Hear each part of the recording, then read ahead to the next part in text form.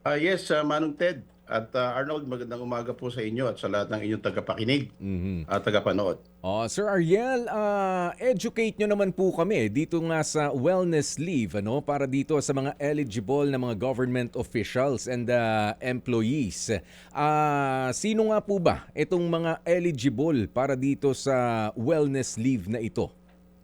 Okay, ito pong inisyu ng Civil Service Commission na nagbibigay ng karapatan, no, sa lahat ng government officials and employees sa lahat ng ahensya ng gobyerno na mag-avail ng 5 days na wellness leave sa buong isang taon ay bagong leave privileges po na ibinibigay nga po sa mga kawani ng pamahalaan.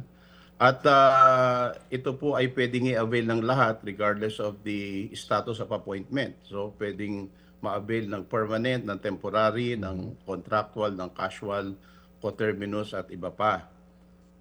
Ito po ay on top of the regular leave privileges, meaning separate po siya, no? So hindi po siya sick leave, hindi rin siya vacation leave, kundi karagdagang leave privileges. Mhm. Ang kaibahan lang po nito, ito po yung klase ng leave privileges na hindi mo pwedeng ipunin at hindi pwedeng i-monetize. So ibig sabihin po, pag hindi nagamit yan sa buong isang taon, ay mapo-forfeit po yan, no? So hindi ho pwedeng idagdag yan sa susunod na taon. At ito po ay hindi namo-monetize, ibig sabihin hindi katulad ng vacation leave at sick leave na pwede mong i-convert sa Cash. money, ano? Mm. Ito hindi po. Dahil yun nga, dahil ito po ay magiging forfeited pag hindi nagamit, kailangan po talaga magamit ito dahil kapag hindi ginamit, mawawala po Mm. ito. At Sec, ito po ay hindi, okay. although 5 days po ito sa buong isang taon, Mm. yung pag-avail po nito ng tuloy-tuloy hanggang 3 araw lamang, yung consecutive, yung remaining 2 days sa ibang araw na po pwedeng i-avail. So yun Oh. po yung mga salient points nitong Mm. policy natin tungkol sa pag-avail ng wellness leave. Asek, saan po nanggaling na 5 days lang yung gawin na wellness leave sa buong taon? Opo, alam niyo po ang Ah, ito po ay parang ipinantay po doon sa forced leave, no, itinatadhana ng batas. Sa ating pong Executive Order 292 o yung Administrative Code of 1987, meron po dong provision na ang lahat ng empleyado ng gobyerno ay dapat mag-avail ng forced leave na 5 days sa buong isang taon na kapag hindi nila in-avail, ibabawas po yon sa kanilang leave credits. Ang kaibahan po nito sa forced leave, yung forced leave po, ibinabawas po yung sa leave credits eh. Pero pareho po siya ng purpose. Ang purpose nun ay para magkaroon ng pagkakataon yung mga government employees na magkaroon ng break, no, from their regular routines, maasikaso nila yung kanilang mental health, yung physical well-being, among others. Kaya lang nga, dahil forced leave po yun, binabawas nga yun sa earned leave credits sa mga empleyado. Okay. So, ito pong wellness leave na pinalabas po ngayon ng komisyon, hindi po ibinabawas sa earned leave credits.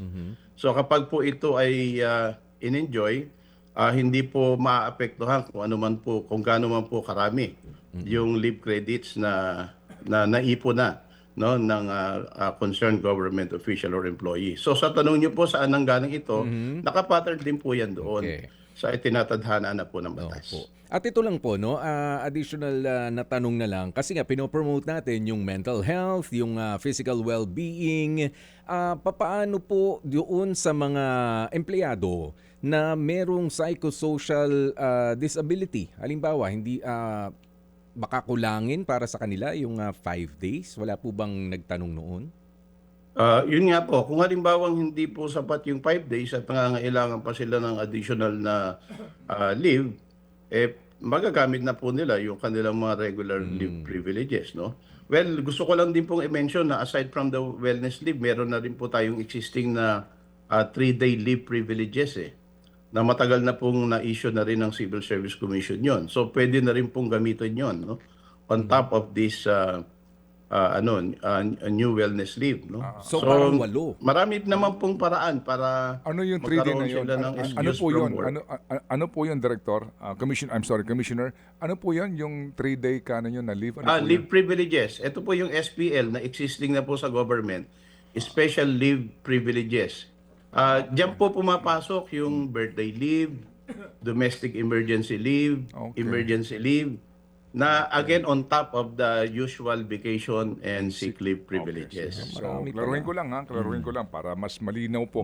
Meron po kasi Sige po. ditong nakasulat sa isa pong nabasa po natin na for contract of service, COS, or job order workers, the Civil Service Commission said entitlement to wellness leave will depend on the provisions of their individual contracts and applicable governing issuances. Tama po. Sabi po ninyo kanina, sako po yung job order tsaka yung contract of service. Paano pong ibig sabihin? Manong Ted, Oo. yung pong dinidiscuss ko na entitled dito sa privileges na to ay yung regular government officials and employees. Okay. Unfortunately po, sa kasalukuyang kalagayan ng ating batas, pag sinabi nating regular government officials and employees, hindi po saklaw niyan yung mga job orders at saka contract of service. Okay. Kasi hindi pa rin po sila tinuturing na government employees sa ngayon. Why? Kasi sila po ay nagtatrabaho sa gobyerno by virtue of the contracts Opo. that they signed with the government. Hindi po sila na-issuehan ng appointments, pinapirma po sila sa kontrata. Okay. Kaya po dito sa guidelines, nakalagay po na pwede silang mag-avail nito kung ito po ay mailalagay sa kontrata na kanilang pinirmahan with the agency where they are hired. Ayun. So, Kung ilalagay po doon, pwede po. Opo, klaro po yun. Dito po, yung mga nasa plantilya lamang ng bawat tanggapan ng pamahalaan, lokal man o national? Tama po yun. Yan, okay. Basta po regular government officials and employees entitled po rito. Ayan. Kahit And nasaan po sila. kahit na po probationary yung status ng empleyado po, pero plantilla position o plantilla po yung kanya pong payroll? Opo. Manong Ted, i-clarify ko din, sa government po kasi, pag sinabi nating probationary yung status, actually, ang status of appointment ng permanent na. Yun nga lang, yung first 6 months niya ay probationary period. Ayun, okay. Kaya entitled rin po talaga yun. Okay, sige. So ngayon po, para mas nalinaw ha, kasi po gagawa kami ng kaparaanan to discuss po naman to sa sitwasyon po ng nasa pribadong kumpanya. Okay. So meron ka ng sick leave, 15 days po ito. Tama po. Sick leave, vacation leave, 15 days po. 15 days din. Okay. Yung mga sinasabi na maternity leave, ano po yun? Hindi po sakop yan. Iba ho yun? Iba po yun. Ang maternity leave po, sa ngayon, 105 na po ito, no? At ito po ay ina-avail ng ating mga kasamahan sa pamahalaan na nanganak, Opo. no? Ng mga nanganak at pinapabayaan po silang mag-leave, no? Ng 105. Tuloy-tuloy po yung sweldo nila without being marked absent Okay. at hindi po binabawas sa kanilang leave credits. Okay. So yung maternity leave po ay tulong naman po ng pamahalaan do sa ating mga manggagawa na mga kababaihan Opo. na of course because of their situation ay kailangan nilang magpahinga at alagaan of course yung kanilang ipinanganak, no? Opo, Kaya hinabaan po yun eh. Okay. So this is on top also of the other leave Okay. privileges. Meron ho bang paternity leave na tinatawag sa gobyerno? Meron din po. Okay. Go ahead, sir. Meron din po, 7 days paternity leave. Ito naman po ay ibinibigay sa mga kalalakihan patungkol po sa kanilang legitimate spouse na nanganak.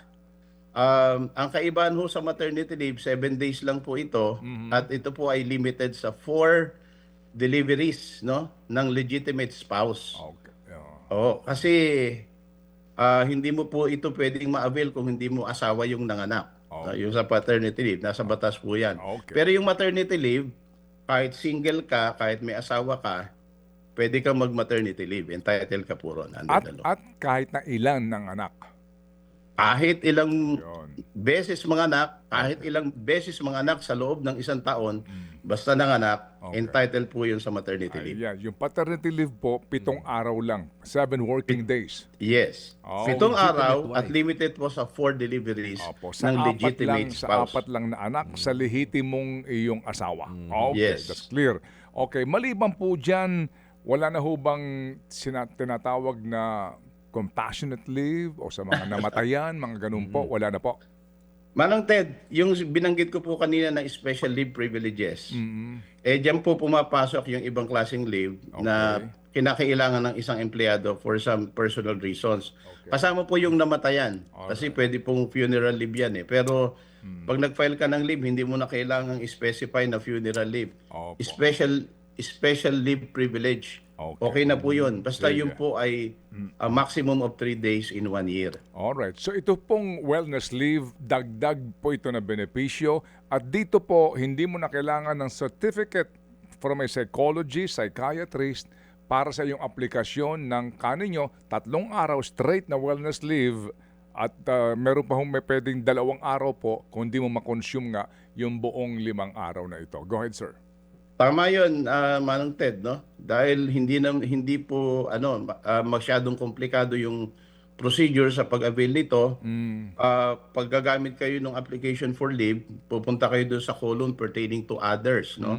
Kasi 'di ba vacation leave, ang nakalagay kasi sa application for leave, vacation leave tsaka sick leave eh. Okay. Tapos others. Opo. Punta ka sa others, ilagay mo wellness leave. Okay. Pwede na po 'yon. Hindi mo na kailangang suportahan 'yan ng medical certificate or kung ano pa mang supporting documents to avail of it. Basta Klaro yan. entitled ka rito.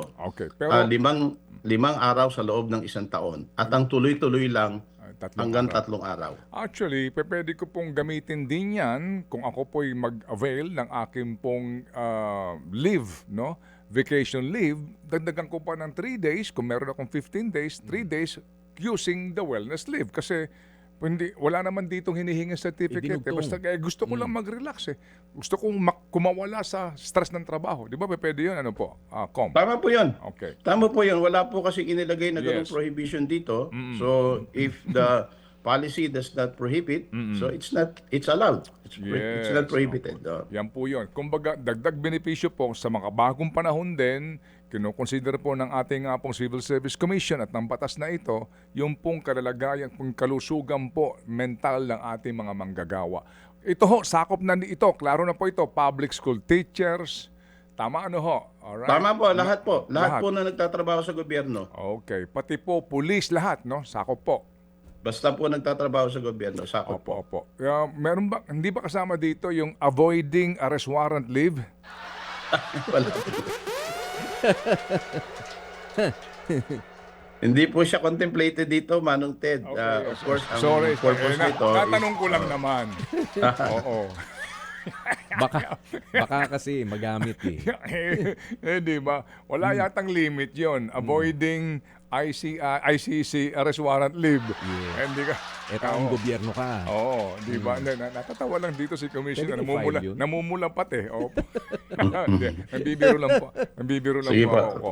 Okay, sige po. So, sa lahat po na may katanungan tungkol po dito o naman pong informasyon pa na gusto kong kunin sa civil service, sir, ano pong pamamaraan to contact to reach you po, sir?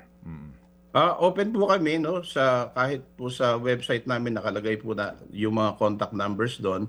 Kung meron pa po silang mga katanungan tungkol dito, they can just reach us through those numbers.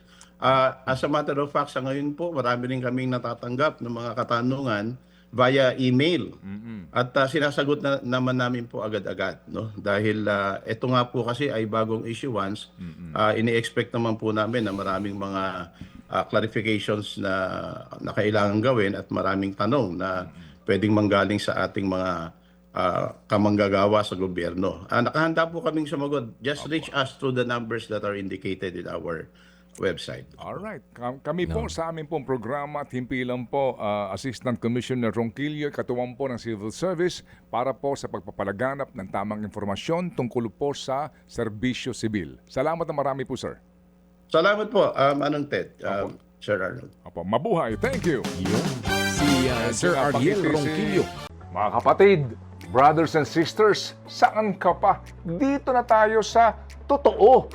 Dito na tayo sa True FM. Mga kapatid, mag-subscribe and follow po kayo sa social media accounts ng True Network PH. Yan po kami, hanapin nyo lang True Network PH, Facebook, Instagram, YouTube, TikTok, and podcast. Mapa Apple or Spotify man yan, mahahanap nyo kami. Lahat ng mga napapanood at napapakinggan nyo po sa programa, nasa social media accounts namin yan. So, paano mga kapatid? See you sa social media! Dito tayo sa Tunay at tapat.